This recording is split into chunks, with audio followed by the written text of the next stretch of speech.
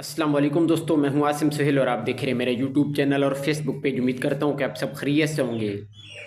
अल्लाह पाक आप सबको अपनी हिफ्ज़ व अमान में रखे। दोस्तों, आज हम आपको गले की सूजन, बलगम और खांसी का एक हर्बल इलाज बताएंगे, क्योंकि अभी मौसमी लिहाज से यही मसाइल ज़्यादा चल रहे हैं।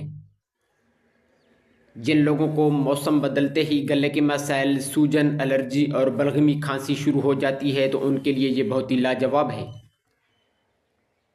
तो दोस्तों, आपने ये करना है कि कस्ते शीरी 24 ग्राम, काकड़ा सिंगी 24 ग्राम और मुलट्ठी भी 24 ग्राम लेनी है।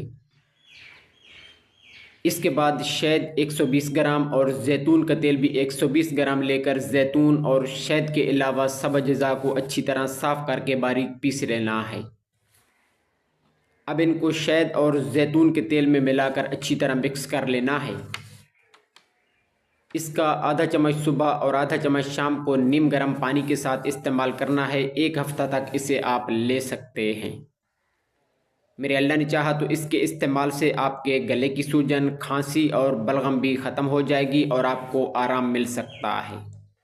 तो दोस्तों, ये थी हमारी आज की छोटी सी वीडियो। उम्मीद है कि आपको पसंद आई होगी। दुआ में याद रखिएगा। जज़ाकल्लाहु खैरा।